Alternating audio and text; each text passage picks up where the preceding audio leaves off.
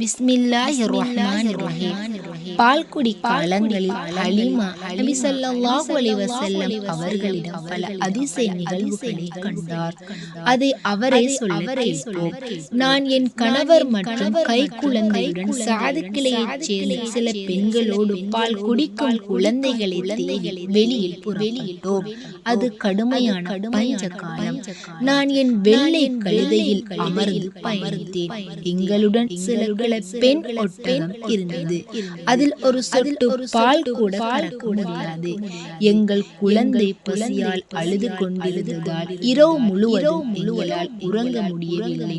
என் மார்பில் அக்குழந்தையின் பசி தீர்க்கும் அளவு பால் இல்லை. எங்கள் ஒட்டகையிலும் பால் இல்லை. எனினும் அல்லாஹ்வின் புறத்திலிருந்து என் சிரமத்திற்கான விடிவையும் அவனது அருளையும் பெரிதும் எதிர்பார்த்திருந்தேன்.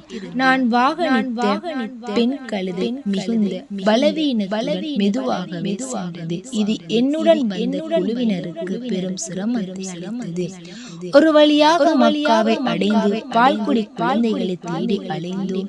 எங்களுடன் சென்ற அனைத்து பெண்களிடமும் அல்லாஹ்வின் தூதரை காட்டப்பட்டது. எனினும் அக்குழந்தை அனாதை என்று கூறப்பட்டதால் அனைவரும் அதனை பெற்றுக் கொள்ள மறுத்துவிட்டனர். ஏனெனில் குழந்தையின் தாயிடமிருந்தே நாங்கள் ஊதியம் பெற முடியும். இவர்கள் அனாதை என்பதால் தாய் அல்லது பாட்டனார் எங்களுக்கு என்ன உதவி செய்ய முடியும் என எங்களுக்குள் பேசிக்கொண்டோம். எனவே அல்லாஹ்வின் தூதரை எடுத்துச் செல்ல எங்களில் எவரும் விரும்பவில்லை. என்னை தவிர என்னுடன் வந்த அனைத்து பெண்களுக்கும் குழந்தைகள் கிடைத்தனர். அனைவரும் திரும்பி செல்ல தொடங்கிய போது நான் என் கணவரிடம், அனைவரும் குழந்தையுடன் திரும்புகையில் நான் வெறுங்கையுடன் செல்வதில் எனக்கு சிறிதும் சம்பந்தம் இல்லை.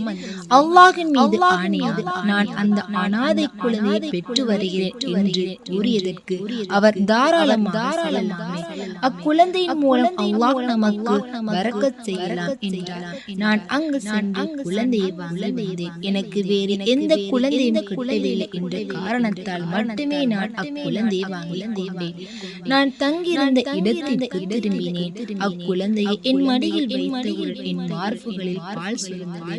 அக்குழந்தை வயிறு நிரம்ப பால் அருந்தியது. அதன் சகோதரராகி என் குழந்தையின் பால் அருந்தியது. பிறகு இருவரும் உறங்கிவிட்டனர். அதற்கு முன் நாங்கள் எங்கள் குழந்தைகளுடன் உறங்க முடிந்ததே இல்லை. என் கணவர் எங்கள் கிள ஒட்டகையை நோக்கி சென்றார். அதன் மடி பாலால் நிரம்பியிருந்தது. அதை கறக்க நானும் என் கணவரும் பசித்தீர குடித்தோம். அன்றிரவு நிம்மதியாக கழித்தோம். காலையில் என் கணவர் ஹலீமாவே, அல்லாஹ்வின் மீது ஆணையாக நீ மிகவும் பரக்கத் பொருந்திய ஒரு குழந்தையை அடைந்திருக்கிறாய் என்கிறாய். அதற்கு நான் அப்படித்தான் நானும் நம்புகின்றேன் என்றேன்.